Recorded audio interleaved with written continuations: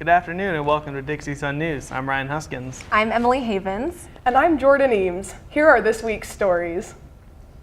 Southern Utah's own Success Academy is ranked #1 in the nation for college prep. The programs aim to help low-income high school students get prepared for the college life. The number of low-income students is determined through free or reduced cost lunches. However, students who aren't considered low-income can still apply for the program. Success Academy boasts a 100% graduation rate along with a 100% college readiness rate. Students who enroll in the Success Academy take a college course which counts as dual high school and college credits.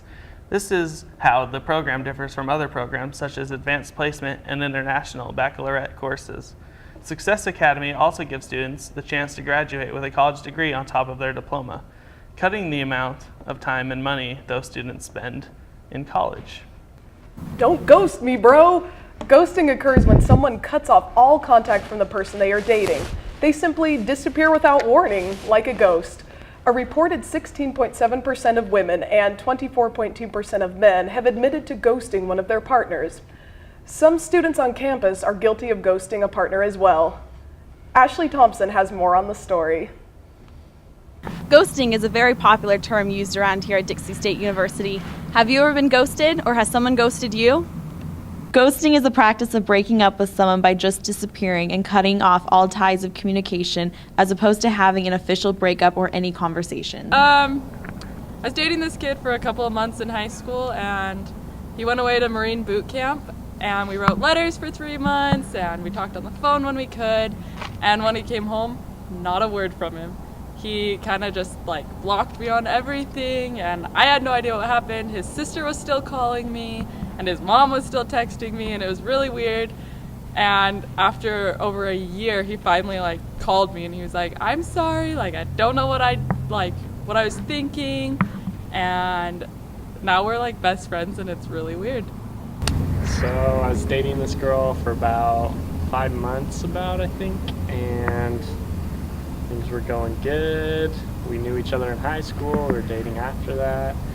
We went on a family trip with them over the weekend.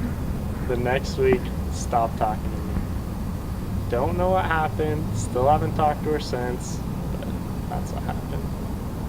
The phenomena you're mentioning, the ghosting, actually is one of the things that I think people has been doing for a very long time.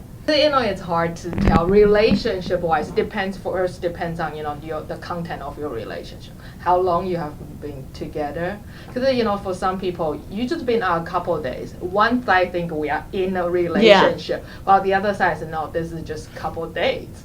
So of course, in that case, if everybody have different expectation on whether this is a relationship or not, I encourage people to actually be very upfront, because this is not an easy task to break up someone. You don't every morning wake up and say, yeah, I'm ready to take over the world by breaking up with someone. No, nobody does. And I'm not saying it's not gonna hurt. It's gonna hurt, and you will be able to move past that. It just takes time. Reporting for the Dixie Sun News, I'm Ashley Thompson.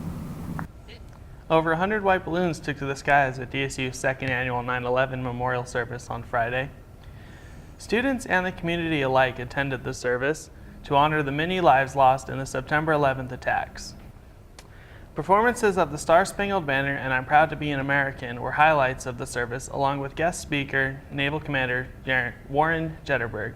Jetterberg lost his Pentagon office in the attacks and tells the country to remain strong 14 years later. He says the American people must be active in defending the Constitution and our country from those who would harm it. Wow, well, that sounds like that was a good service that they put on. Yeah, definitely. What have you got for us in sports, Emily? Yeah, so sports went fairly well this week. Dixie State University's football team seems to have bounced back from its first game's loss.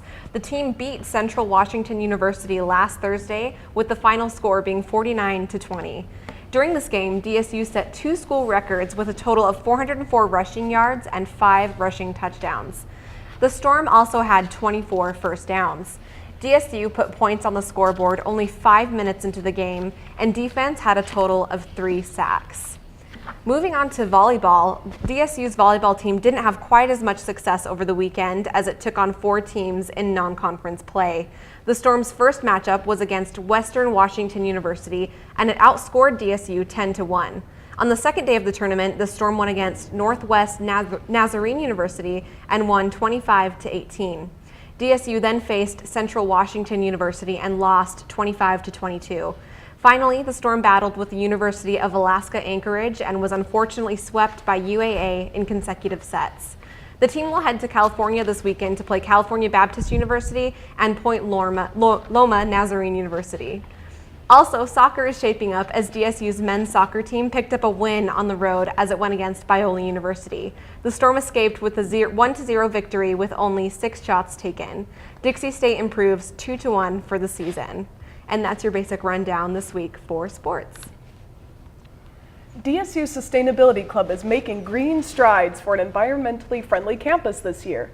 The club's goal is to sustain the environment for future generations by taking initiatives such as energy conservation, clean energy, and recycling.